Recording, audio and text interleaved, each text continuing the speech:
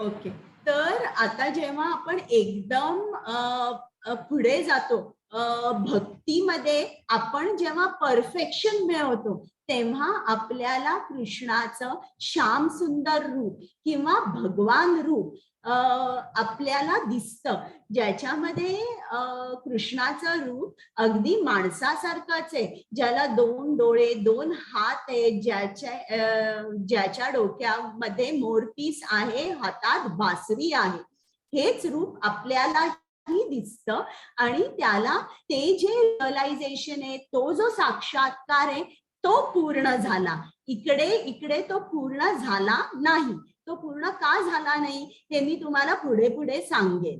तर आता कृष्णाला काय नाव, कृष्णाला काय म्हटलंय? भगवान. तुम्ही भगवद्गीता उघडा, प्रत्येक ठिकाणी भगवान उवाच म्हटलेलं आहे. श्री कृष्ण उवाच म्हटलेलं आहे का? नाही. पण अर्जुनाच्या बाबतीत म्हटलंय, अर्जुन उवाच किंवा संजय उवाच, धृतराष्ट्र उवाच. मग कृष्णाच्याच बाबतीत भगवान का म्हटलंय आणि भगवान याचा अर्थ काय आहे? आता आपण मराठीमध्ये म्हणतो धनवान, शक्तिमान किंवा बलवान, म्हणजे याचा अर्थ ज्याच्याकडे खूप संपत्ती आहे त्याला धनवान, मग खूप बल आहे त्याला बलवान. मग भगवान म्हणजे काय? भग हा संस्कृत शब्द आहे आणि संस्कृतामध्ये भग म्हणजे ऐश्वर्य. तर जो ऐश्वर्य संपन्न आहे त्याला भगवान म्हणतात.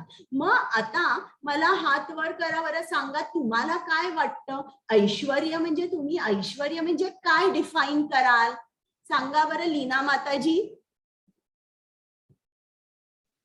ऐश्वर्य म्हणजे असं परिपूर्ण सगळ्या गोष्टींची, कुठलीच गोष्ट कमतरता नाहीये. म्हणजे not only money but rest everything.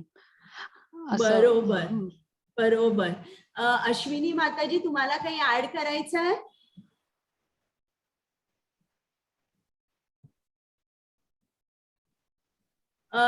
हा बोला.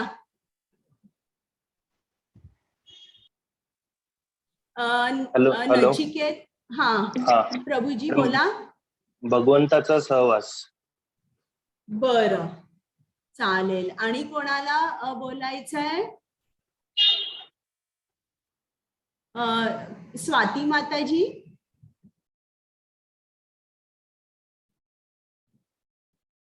कोण आहे? बरं, ठीक आहे, मी सांगते आता. तर ऐश्वर्यवान भगवान. मग अशी 6 ऐश्वर्य आहे की ज्या 6 ऐश्वर्यामध्ये आपण म्हणतो की हरे कृष्णा. बरं, आता मी सांगते, ऐका. 6 ऐश्वर्य ज्याच्याकडे आहेत त्याला भगवान म्हणतात. ती कोणती आहेत? सौंदर्य, श्रीमंती, प्रसिद्धी, सामर्थ्य, ज्ञान आणि संन्यास. ही जी 6 ऐश्वर्य आहेत ही फक्त कृष्णामध्ये, आपल्यामध्ये 1 2 जास्तीत जास्त 3 असू शकतील. म्हणजे आता तुम्ही नटनट्या बघितल्या तर त्या सुंदर असतात, श्रीमंत असतात, प्रसिद्ध असतात. पण प्रसिद्ध त्याच गावापुरतं, त्याच शहरापुरतं, जास्तीत जास्त त्या देशापुरतं असतात, बरं का. पण इकडे कृष्ण म्हणजे फक्त एका ब्रह्मांडात नाही, प्रत्येक ब्रह्मांडात सर्वांना कृष्ण कोण आहे हे माहित आहे. आता हे तर समजायला सोपं आहे. सौंदर्य, श्रीमंती, प्रसिद्धी, सामर्थ्य, ज्ञान, संन्यास. संन्यास म्हणजे काय? कृष्णाकडे सर्व काही आहे आणि आपण जर त्याला विचारलं तुझ्याकडे हे जे काय ते सगळं मला दे, तो सगळं देऊ शकतो. त्याला म्हणतात संन्यास वृत्ती. तर ही 6 ऐश्वर्य ज्याच्याकडे आहे त्यालाच आपण भगवान म्हणतो. हरे कृष्ण. कुमुद माताजी आणि मग पल्लवी माताजी. हरे कृष्ण माताजी. देहिनोऽस्मिन् यथा देहि कौमारं यौवनं जरा तथा देहांतर प्राप्तिः धीरस्तत्र न मुह्यति. हरे कृष्णा.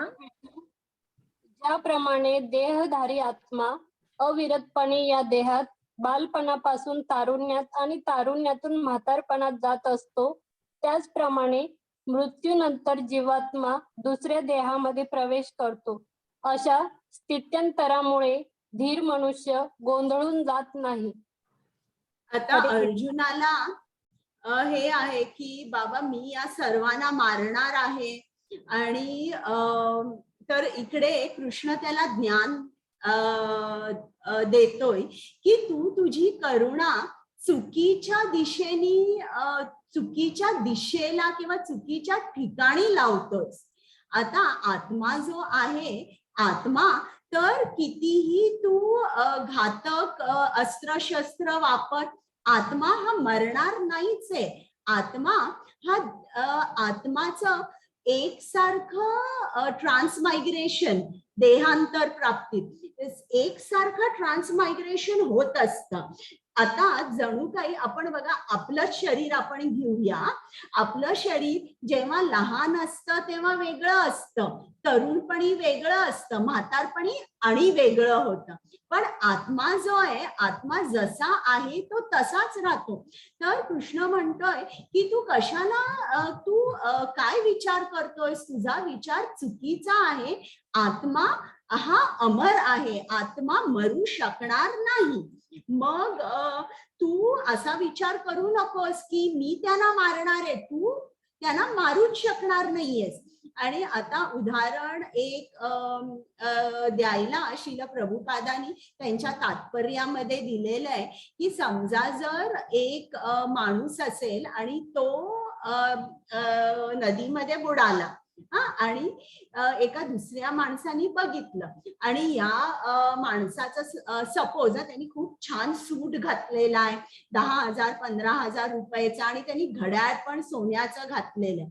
आता जो माणूस जो उडी मारतोय तो काय करेल, किंवा आता तुम्ही असाल, तुम्ही उडी मारली, तुम्हाला पोहता येते, तर तुम्ही त्या माणसाचा जीव वाचवाल की त्याचं घड्याळ कोट वगैरे सगळं तिकडे ते हे करून घ्याल की चला बाबा हा बुडतोय तर मी याचा घड्याळ काढतो, याचा कोट काढतो, काय कराल तुम्ही की त्याला वाचवाल?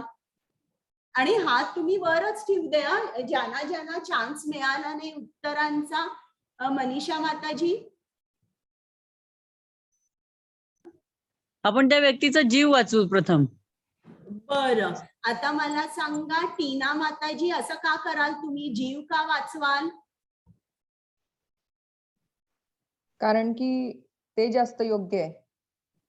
बरं, आता लीना माताजी चांगलं कर्म मला आहे ते. सांगा, समजा जर मी तुम्हाला सांगितलं की मी बॉडीचा पूर्ण अनालिसिस करते आणि त्याचं कॉम्पोजिशन सांगते की या बॉडीमध्ये इतकं कॅल्शियम आहे, इतकं आयर्न आहे, इतकं मँगनीज आहे, इतकं झिंक आहे आणि या सगळ्याचा भाव मार्केट व्हॅल्यू फक्त 2,000 रुपये, तर त्या माणसाला तुम्ही कशाला वाचवता? त्याचं सोन्याचं घड्याळ आहे, 1,00,000च्या वर त्याची किंमत आहे, त्याचा सूट आहे तो 15,000चा आहे, त्या माणसाला कशाला वाचवता? तुम्ही ऐकाल का माझं? नाही, कारण आपला मूळ स्वभाव जो आहे तो आपण करतो हेल्प, आपण टाळाटाळ करतो, पण अशा सिच्युएशनला आपण ओरिजिनल जे आहे आपलं मदत वृत्ती. म्हणजे तुम्हाला ज्ञान आहे, ज्ञान आहे की कोणाला वाचवलं पाहिजे. आणि जो ड्रेस आहे, ज्या माणसाचा कोट घड्याळ याला महत्व नाहीये, त्याचप्रमाणे कृष्ण सांगतोय की आत्म्याचा हा जो हे जे शरीर आहे हे एक फक्त वस्त्र आहे, आवरण आहे, तू त्याच्याकडे लक्ष देऊ नकोस. मग अर्जुन म्हणतो की नाही पण कृष्ण हे असं कसं तू मला सांगतोस, कारण जेव्हा मी माझ्या आजोबांना गुरुंना मारेन त्यांचं शरीर तर जाईल, मला ते परत दिसणार नाही. मग कृष्ण त्यांना म्हणतो की हो बरोबर आहे, म्हणजे कृष्ण ऍग्री करतो, येस हो म्हणतो तो. आणि मग तो म्हणतो मात्रा स्पर्शास्तु कौंतेय. आता ही स्लाइड नाहीये पण मी कुमुद माताजींना जरा रिक्वेस्ट करते की तुम्ही श्लोक म्हणा आणि पल्लवी माताजी ट्रान्सलेशन वाचा. मात्रा स्पर्शास्तु कौंतेय, मात्रा 2.14. स्पर्शास्तु कौंतेय शीतोष्ण सुख दुःखदः आगमापायिनो नित्यः सांस्थितिक्षस्व भारत. नंबर काय माताजी श्लोकचा? 2.14.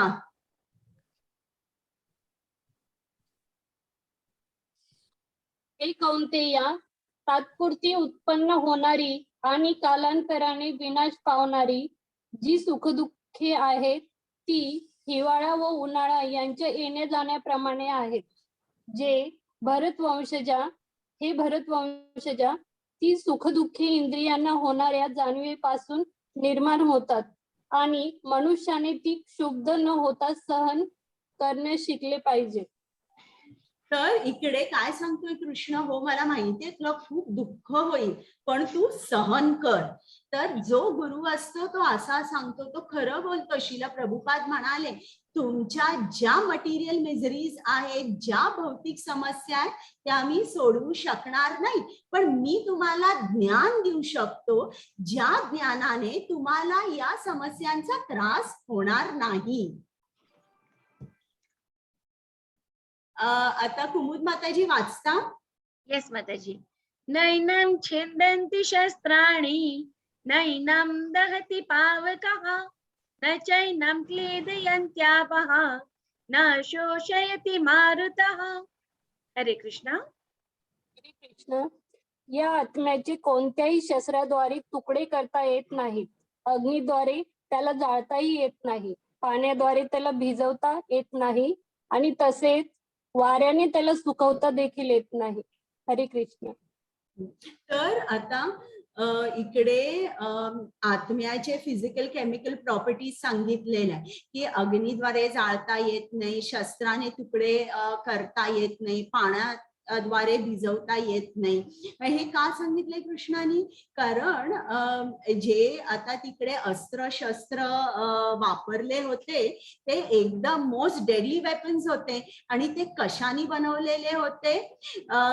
पंचमहाभूत जे असतात, पृथ्वी म्हणजे त्यांनी मेटलचा वापर केला होता, अग्नी, पाणी, वायू या चार, आणि हे करायला आकाश, म्हणजे या पाची गोष्टींचा वापर करून हे सगळे त्यांनी अस्त्रशस्त्र निर्माण केले होते. म्हणून त्यांनी सांगितलं या सगळ्या गोष्टींचा आत्म्यावर काय असरच होत नाही.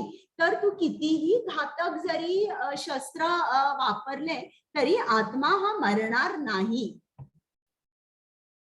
आणि इकडे परत कृष्ण अर्जुनाला एक सांगतोय की अर्जुना, हे मी तुला आत्म्याचं ज्ञान देतोय का? कारण तू एका कॉन्सेप्टवर फिक्स्ड आहेस की मी हे शरीर आहे. हा तुझा कॉन्सेप्ट आहे, हा पहिल्यांदा काढ. तू तो फिक्स झालेला आहेस की मी हे शरीर आहे, म्हणून मी तुला हे सगळं ज्ञान देतोय. आता इकडे कुमुद माताजी वाचता. येस माताजी. अवाच्य वादांश्च बहून् वदिष्यन्ति तमाहितः निन्दन्तस्तव सामर्थ्यं ततो दुःखतरं नु किम्. हरे कृष्ण. हरे कृष्ण, तुझे शत्रू अनेक अपमानास्पद शब्दात तुझे वर्णन करतील आणि तुझ्या योग्यतेचा उपहास करतील. याहून अधिक दुःखकर असे तुला काय आहे? हरे कृष्ण. आता कृष्ण अर्जुनाला उभा करतोय की आता उठ, उभा राहा, युद्ध कर. आणि आता तो सांगणारे अर्जुनाचं दुसरं कारण आनंद नाही, उठ, उभा राहा.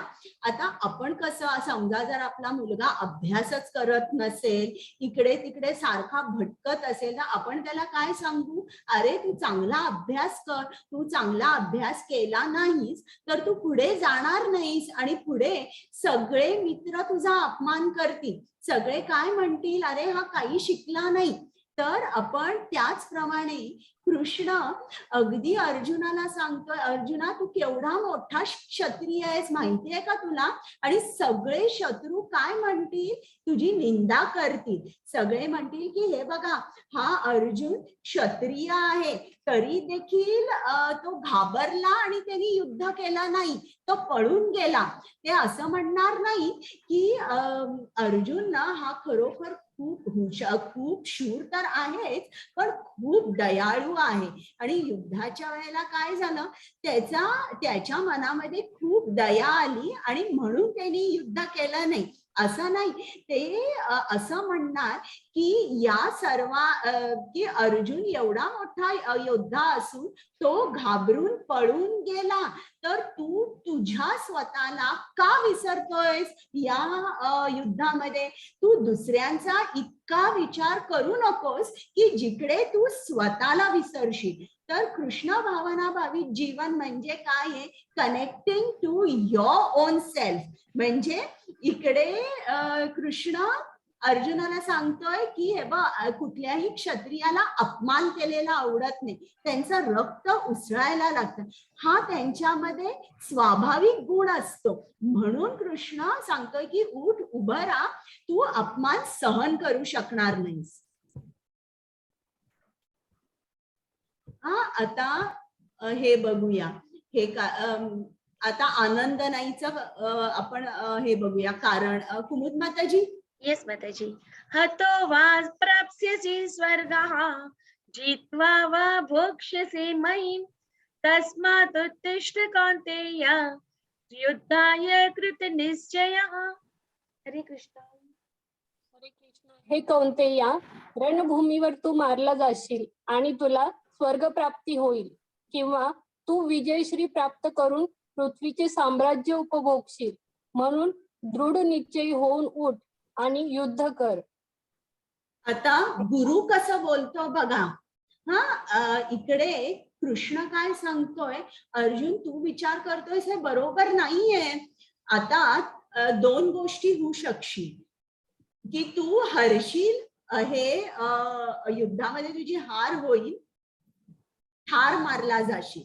असं झाल्यावर तुला वीरगती प्राप्त होईल. म्हणजे काय, तू उच्च ग्रहांवर स्वर्ग लोकात जाशील आणि तिकडे खूप आनंद उपभोगशील. आणि जर तू जिंकलास तर तू या पृथ्वीवर राज्य करशील, राजा होशील, केवढा मोठा सम्राट होशील. दोन्हीत आनंद आहे.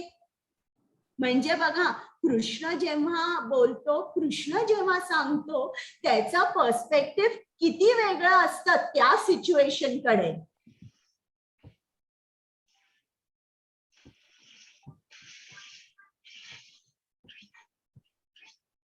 कुमुद माताजी. येस माताजी. नेहा विक्रमनाशोस्ति प्रत्यवायो न विद्यते स्वल्पम अप्यस्य धर्मस्य त्रायते महतो भयात्. हरे कृष्ण. या प्रयत्नात कोणतेही नुकसान किंवा ऱ्हास नाही, आणि या मार्गातील अल्प प्रगतीने हे मनुष्याचे मोठ्या भयंकर भयापासून संरक्षण होऊ शकते. हरे कृष्ण. हरे कृष्ण.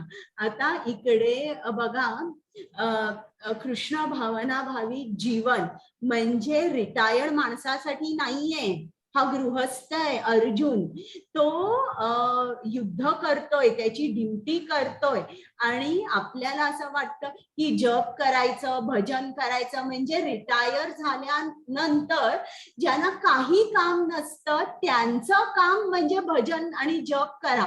तर असं नाहीये. कृष्ण भावना भावी जीवन म्हणजे फुल ऑफ ऍक्टिव्हिटी आहे, फुल ऑफ ऍक्टिव्हिटी आहे. आणि पुढे पुढे मी तर तुम्हाला सांगणार आहे की अगदी लहान वयापासून ही कृष्ण भावना ही मनामध्ये घातली पाहिजे, अगदी लहानपणापासून.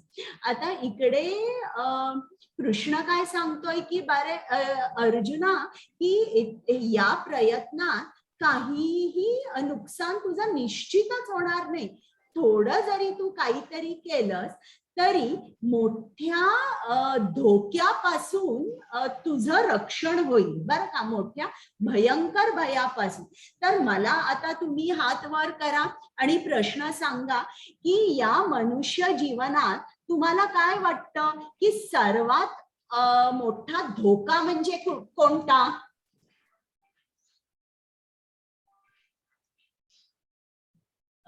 आणि इतरांनी पण भाग घ्या. मला तेच हात वर दिसतायत.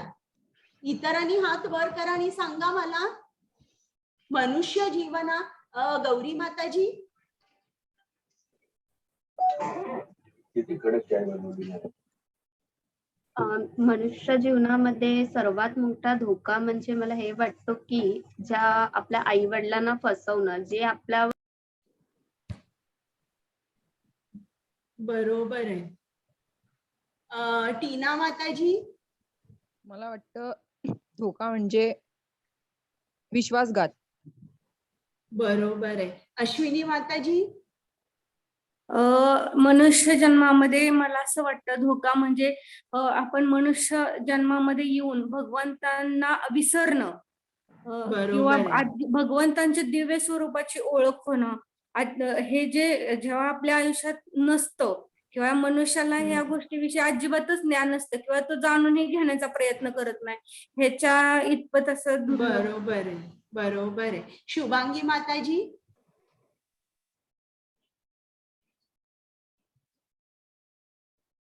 बोला. नाही करतायत का अनम्यूट? बरं, चालेल. तर श्रीला प्रभुपाद शास्त्र काय लिहितात बघा आणि कसे आपले डोळे उघडतात.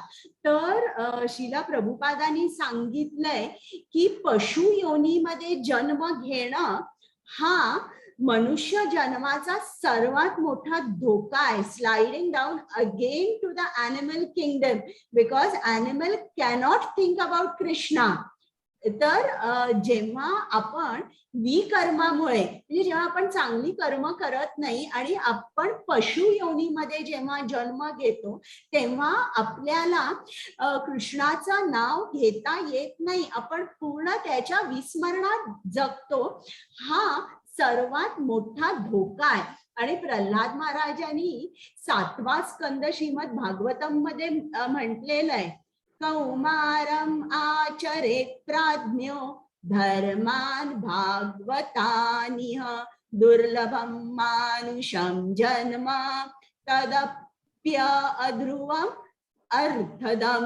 म्हणजे त्यांनी सांगितलंय की जो माणूस बुद्धिमान असतो त्याचा मनुष्य जन्म आहे तो अगदी लहानपणापासून म्हणजे कौमारम लहानपणापासून त्यांनी कृष्णाचं नाव घ्यायला, कृष्णाची कथा श्रवण करायला किंवा कुठलीही भक्तिमय सेवा करण्यासाठी वापरला पाहिजे.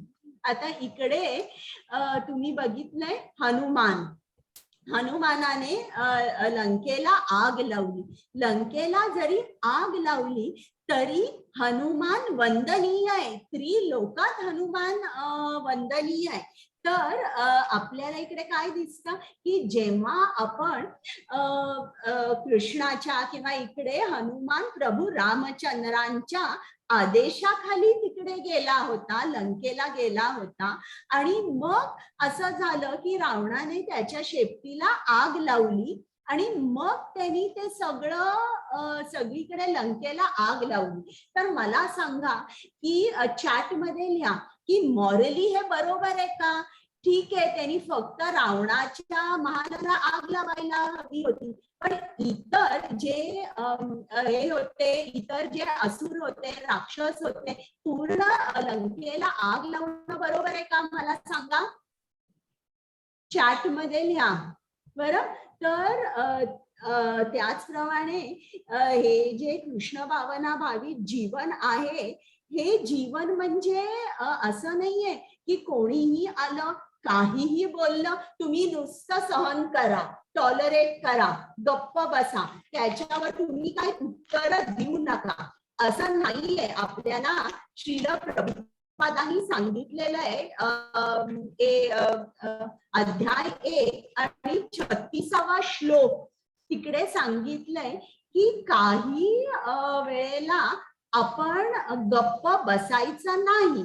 तर त्या कोणत्या सिच्युएशन्स किंवा कुठल्या सर्कमस्टन्सेस मध्ये आपण गप्प बसायचं नाही. तर त्यांनी सांगितलंय की 6 इंट्रुडर्स आहेत किंवा आक्रमक जी लोक असतात त्यांना संस्कृतमध्ये आतताई असं म्हटलेलं आहे. तर जे 6 आक्रमक असतात किंवा आतंकवादी म्हणा, त्यांना आपण शिक्षा दिली पाहिजे, त्यांच्याबरोबर युद्ध केलं पाहिजे. ऍज पर ज्या देशात आपण राहतोय, ज्या देशाचा जो लॉ आहे तो लॉ वापरून त्याला आपण ही शिक्षा केली पाहिजे. तर ते 6 आतताई कोणते आहेत ऐका. जो दुसऱ्यांच्या घराला आग लावतो, जो दुसऱ्यांना अस्त्राने शस्त्राने त्याच्यावर प्रहार करतो, जो विषबाधा करतो, जो दुसऱ्याच्या बायकोचं हरण करतो, जो दुसऱ्यांची संपत्ती चोरून घेतो आणि जो दुसऱ्याची जागा हडप करतो, तर अशा 6 आक्रमकांना आपण सोडलं नाही पाहिजे. तर इकडे जर तुम्हाला दिसलं की मटेरियल पॉइंट ऑफ व्ह्यू किंवा भौतिक रीतीने विभीषण आहे, यांनी रावणाच्या ज्या काही सिक्रेट्स होत्या त्या सर्व प्रभू रामचंद्रांना सांगितल्या आणि त्यामुळे त्यांना ते युद्ध जिंकले. तर याच्यामुळे हा खरं म्हटलं तर हा लंकेचा निवासी होता. आता लंकेवर असं संकट आलं तर खरं म्हटलं तर लंकेचा निवासी म्हणजे त्यांनी लंकेसाठी काहीतरी चांगलं केलं पाहिजे ना, पण तो प्रभू रामचंद्रांच्या पक्षात आला आणि प्रभू रामचंद्रांना हे युद्ध जिंकण्याची मदत केली. तर हे जे काय त्यांनी हे केलं, हा त्यांनी भक्तीचा उच्च स्तर गाठला. Service to the Lord.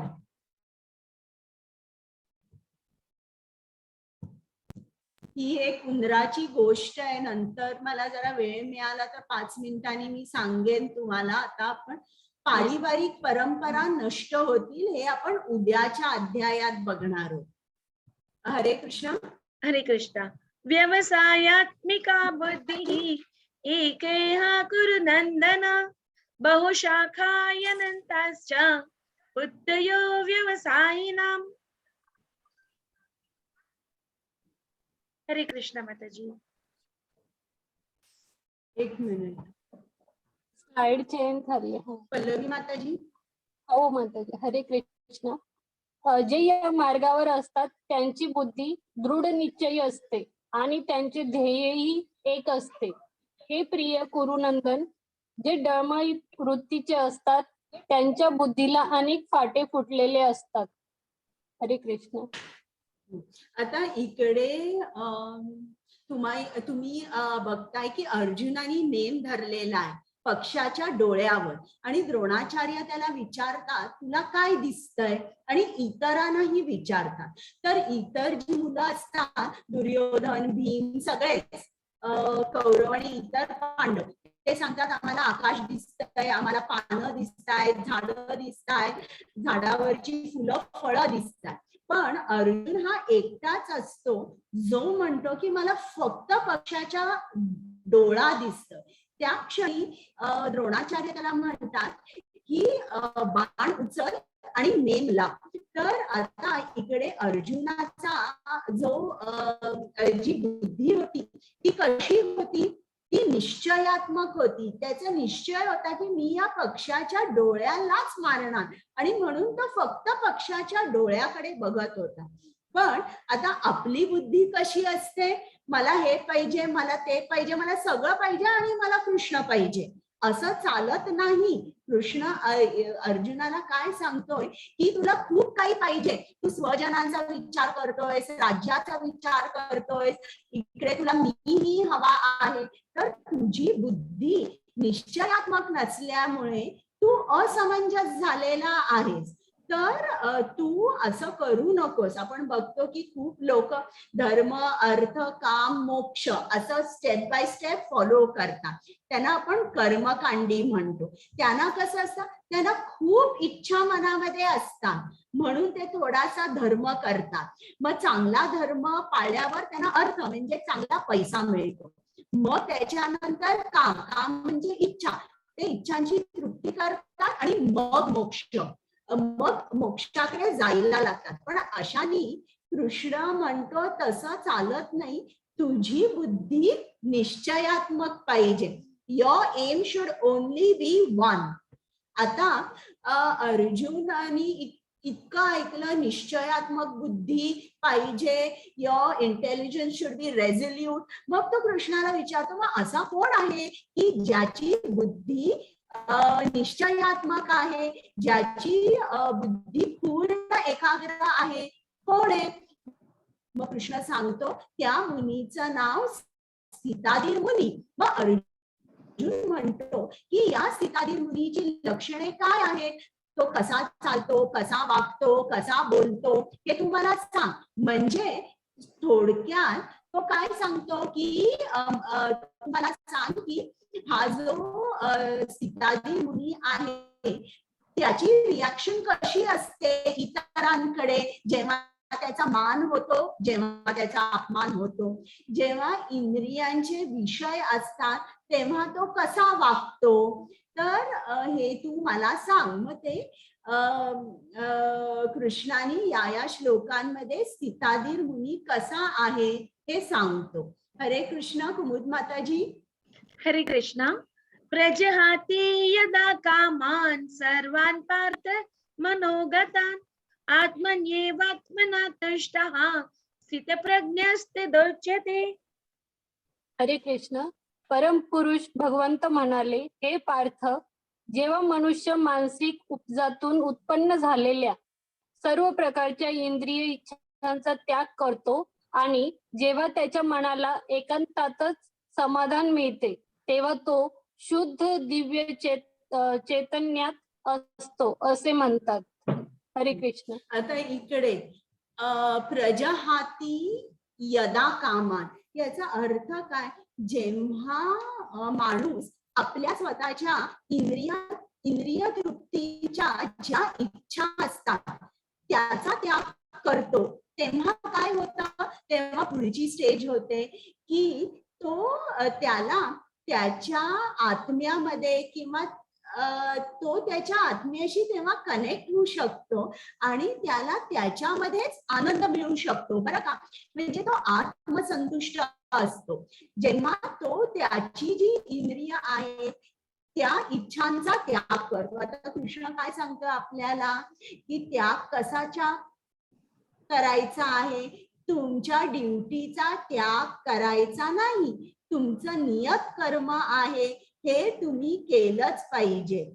तुम्ही तुमचा जॉब आहे तो सोडायचा नाही. तुमची जी फॅमिली आहे ती सोडायची नाही. तुम्ही जे पैसे मिळवता, तुमचा मित्र परिवार आहे, या सगळ्यांना ठेवायचं आहे तुम्ही. पण कशाचा त्याग करायचा आहे? की ज्या तुमच्या इंद्रिय तृप्तीसाठी ज्या इच्छा निर्माण होतात त्यांचा त्याग करायला शिकायचा आहे. हरे कृष्ण. इकडे हे झालेलं इकडे त्यांनी प्रल्हाद मुनीचं सांगितलंय. तर प्रल्हाद मुनी हे सीताधीर मुनी होते. अगदी लहान असल्यापासून त्यांच्या वडिलांनी त्यांचा प्राण घेण्यासाठी त्यांना अनेक अनेक अनेक अवघड प्रसंगात घातलं. बरं, तुम्हाला सर्वांना प्रल्हाद मुनीची गोष्ट माहिती आहे का? मला सांगा प्रल्हाद महाराजांची. चॅट मध्ये लिहा, म्हणजे जर खूप जणांना माहिती नसेल ना तर मी तुम्हाला नंतर सांगेन. बरं लीना माताजी? हो हो माहिती आहे. प्रल्हाद माहिती आहे ना? हो. बरं, मग ज्यांना माहित नसेल त्यांना मी जरा नंतर सांगेन. तर अशा ज्या ट्रायल्स होत्या ना, ट्रायल ऑन लाईफ, अशा कठीण प्रसंगातून एवढासा लहान मुलगा भक्त प्रल्हाद त्याच्यातून गेला. आणि का तो गेला? कारण तो स्थिताधीर होता. त्याला माहित नव्हतं, सॉरी, माहित होतं की मी हे शरीर नाही.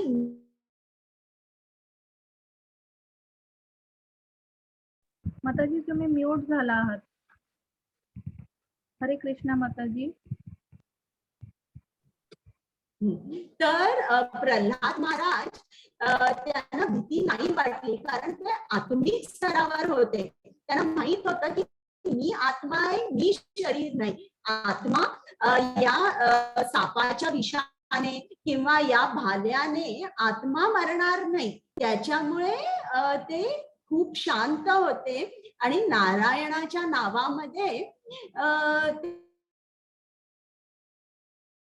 ते पूर्ण स्थित होते.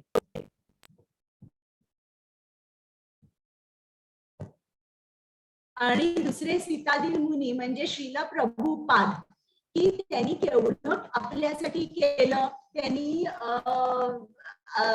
गीता लिहिली, श्रीमद भागवतम लिहिलं आणि त्यांना खूप कष्ट लागले हे सगळं करायला. त्यांच्याकडे पैसे नव्हते तरी देखील त्यांनी हे सगळं हे केलं, लिहून ठेवलं. त्यांना अनेक संकटातून जावं लागलं.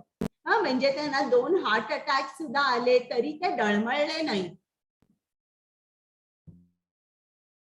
हरे कृष्ण कुमुद माताजी. हरे कृष्ण माताजी.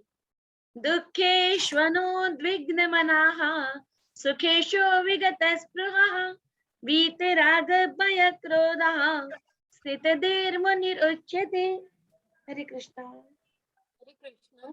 जो त्रिविध तापांनीही मनामध्ये विचलित होत नाही किंवा सुखामध्ये हर्ष उल्लासित होत नाही आणि जो आसक्ती, भय आणि क्रोधापासून मुक्त आहे त्याला स्थिर मन झालेला मुनी असे म्हटले जाते. हरे कृष्ण. हा, तर आता स्थिताधीर मुनीचा इकडे डेफिनेशन दिलंय. काय आहे? जो त्रिविध तापाने विचलित होत नाही. त्रिविध ताप म्हणजे कुठले? 3 प्रकारचे ताप असतात की ज्यांनी आपल्याला खूप त्रास होतो या आयुष्यात. एक म्हणजे आध्यात्मिक, एक म्हणजे अधिदैविक, अधिभौतिक. तर अधिभौतिक म्हणजे काय? जे नॅचरल डिझास्टर्स असतात किंवा अतिवृष्टी असते, भूकंप होतो, कुठे व्हॉल्कॅनो होतो, सुनामी होते, त्याला म्हणतात अधिभौतिक. मग त्याच्यानंतर अधिदैविक म्हणजे देवदेवतांकडून जो आपल्याला त्रास होतो त्याला अधिदैविक म्हणतात. सॉरी, तोच मी चुकून सांगितलं, तो हा त्रास जो व्हॉल्कॅनो, सुनामी, अतिवृष्टी होते. आणि अधिभौतिक म्हणजे इतरांकडून जो आपल्याला त्रास होतो. फॉर एक्झाम्पल, आपल्याला गेले 2 वर्ष करोना हा एक मायक्रो ऑर्गॅनिझम आहे. त्यांनी आपल्याला केवढं सतवलं सर्व. किंवा आपण नोकरी करतो, आपल्याला बॉस कडून त्रास होतो, आपल्याला परिवारामध्ये इतर नातेवाईकांकडून त्रास होतो, कोणाला बिझनेस मध्ये त्याच्या पार्टनर कडून त्रास होतो. हे जे त्रास इतर लोकांकडून किंवा इतर प्राण्यांपासून होतात त्याला अधिभौतिक म्हणतात. आणि आध्यात्मिक म्हणजे काय? तो जो त्रास जो आपल्या मनामुळे किंवा आपल्या शरीरामुळेच आपल्याला होतो. म्हणजे मनामध्ये खूप इच्छा असतात, मग ही इच्छा पूर्ण नाही झाली, मन स्वतःच त्रास करून घेतं, तर त्याला आध्यात्मिक म्हणतात. आणि एकदा मनाला त्रास झाला की त्याचे परिणाम शरीरावर दिसतात. आता हा जो सीताधीर मुनी आहे तो कसा वागतो?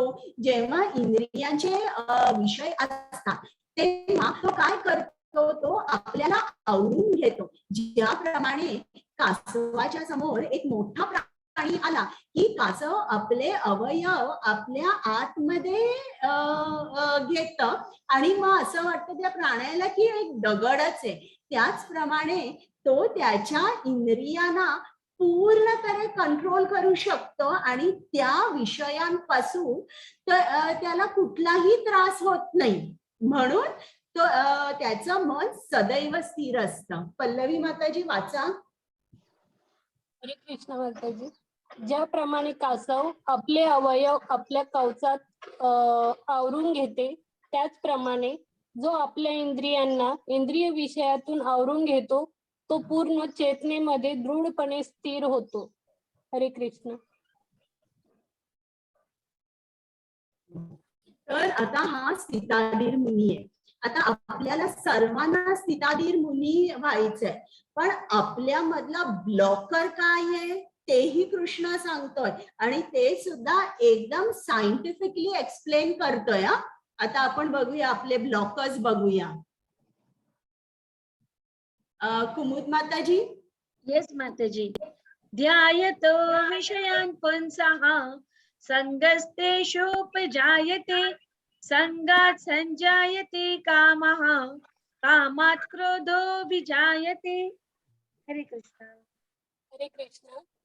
इंद्रिय विषयांचे चिंतन करताना मनुष्याची त्या विषयांची आसक्ती वाढत जाते आणि अशा आसक्तीतून काम उत्पन्न होतो आणि कामापासूनच क्रोधाचा उद्भव होतो. हरे कृष्ण. तर आता इकडे स्टेप बाय स्टेप सांगितलंय, त्यांनी उदाहरण दिलेलं आहे की एक मुलगा आहे आणि तो एका मुलीकडे बघतोय किंवा ही मुलगी या मुलाकडे बघते आणि तो मुलगा विचार करतो, अरे ही किती सुंदर मुलगी आहे, तिचा आवाज किती मधुर आहे, किती मनानी चांगली आहे आणि आता मी थोडं हिच्याबरोबर बोलतो. म्हणून आता त्या मुलीबरोबर त्याची एक थोडीशी अटॅचमेंट डेव्हलप होते आणि मग तो तिचा विचार करायला लागतो. बरं का, विचार करायला लागल्यावर त्याला वाटतं आपण जरा आणि थोडा टाइम हिच्या बरोबर स्पेंड करावा, म्हणजे अटॅचमेंट होते. मग जेव्हा तो त्या मुलीकडे एक आसक्ती निर्माण होते तेव्हा त्याच्यामध्ये काम निर्माण होतं. आता इकडे काम म्हणजे काय, कामचा अर्थ म्हणजे सेक्स डिझायर नाही, पण काम याचा अर्थ आहे की इंद्रिय तृप्ती. इंद्रिय तृप्ती म्हणजे हे चैतन्य चरितामृत मध्ये कृष्णराज कविराज गोस्वामींनी सांगितलंय, आत्म इंद्रिय तृप्ती वांछा तारो नाम काम, कृष्ण इंद्रिय तृप्ती वांछा तारो नाम प्रेम. आत्म इंद्रिय तृप्ती, माझ्या इंद्रियांची तृप्ती, याला काम म्हटलेलं आहे. कृष्णाच्या इंद्रिय तृप्तीसाठी आपण जे जे काय करतो त्या गोष्टीला प्रेम म्हटलेलं आहे. तर मग अशी काम भावना निर्माण होते. आता काम भावना निर्माण झाल्यावर मग ते ठरवतात, चला आपण लग्न करूया. लग्न झाल्यानंतर काय होतं, काम हे असं आहे म्हणजे इच्छा, त्या इच्छा कधीच पूर्ण होत नाही. एक इच्छा असेल त्याच्या 4 होतात, 4च्या 16 असं ते मल्टिपल्स मध्ये त्या इच्छा नुसत्या अनंत होतात आणि जेव्हा इच्छा पूर्ण होत नाही तेव्हा राग येतो आणि जेव्हा राग आल्यानंतर आपण एका डिल्युजन मध्ये जातो, म्हणजे आपण गोंधळून जातो. काय बरोबर, काय वाईट, काय योग्य आहे ते आपण जाणू शकत नाही. आणि जेव्हा तसं होतं तेव्हा आपली जी बुद्धी आहे ती काम करत नाही आणि बुद्धी काम न करण्यामुळे आपला अधपात होतो. तर हे कृष्णाने सायंटिफिकली समजावून सांगितलंय आणि त्याच्यासाठी ही स्लाइड तयार केली आहे नामानिष्ठ प्रभूजींनी. बरं, आता कुमुद माताजी वाचा. हरे कृष्ण माताजी.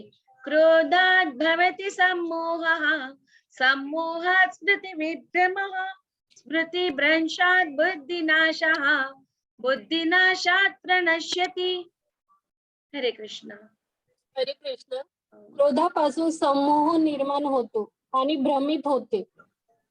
जेव्हा स्मृती भ्रमित होते तेव्हा बुद्धिनाश होतो आणि बुद्धिनाश होतो तेव्हा मनुष्याचे पुन्हा भौतिक अंधकृपात पतन होते.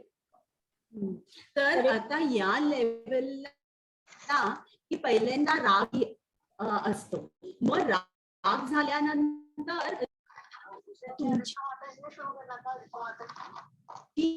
स्मृती भ्रमित होते, बुद्धिस्टिक अब्यूज चालू होते या लेवलला. आणि त्याचं स्टेप बाय स्टेप आपल्याला सांगितलेलं आहे की कसं होतं. हे बघा, हा डायग्राम आहे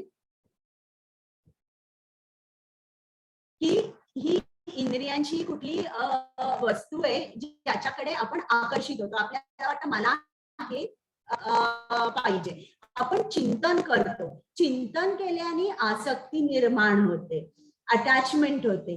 मग त्याचं रूपांतर इच्छेमध्ये होतं, आपल्याला वासना निर्माण होते.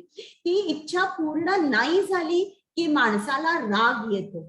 रागामुळे काय होतं, माणूस गोंधळून जातो, त्याला भ्रम होतो. भ्रमामुळे काय होतं की त्याची जी स्मृती आहे, म्हणजे लॉस ऑफ मेमरी, भ्रम निराश, स्मृतीचा भ्रम निराश, लॉस ऑफ मेमरी. हे झाल्यानंतर बुद्धीचा नाश होतो आणि मग पतन होतं. तर या लेवलला डोमेस्टिक अब्यूज चालू होतो. हरे कृष्ण. आता आपलं झालेलं आहे. हरे कृष्ण. पण आसक्ती आणि अनासक्ती यापासून मुक्त असणारा आणि स्वातंत्र्याच्या नियामक तत्वांनुसार इंद्रियांना नियंत्रित करण्यामध्ये समर्थ असणारा मनुष्य भगवंताची पूर्ण कृपा प्राप्त करू शकतो. हरे कृष्ण. तर इकडे जो स्थिताधीर मुनी आहे, कसा असतो, आसक्ती आणि अनासक्ती यापासून तो मुक्त असतो. का मुक्त असतो तो? कारण तो आत्म्या मध्येच त्याला तो आनंद मिळतो. त्याला दुसऱ्या बाहेरचे जे विषय आहेत तिकडे जावं लागत नाही. तर इकडे आपल्याला श्रील प्रभुपाद दिसतायत. तर आज आपला धडा झालेला अध्याय. तर आज आपण काय काय बघितलं की अर्जुनाने जी कारणं सांगितली होती त्याची उत्तरं कृष्णाने दिली आहे. त्यांनी सांगितलं करुणा, अर्जुनाने सांगितलं करुणा, कृष्णाने त्याला ज्ञान सांगितलं की आपण हे शरीर नाही आत्मा आहोत. मग दुसरं कारण होतं आनंद नाही. कृष्णाने सांगितलं काय बोलतोयस तू, आनंदच आनंद आहे, तू मेलास तरी वीरगती प्राप्त होईल आणि तू स्वर्गात खूप आनंद उपभोगशील, नाहीतर पृथ्वीचा सम्राट होशील.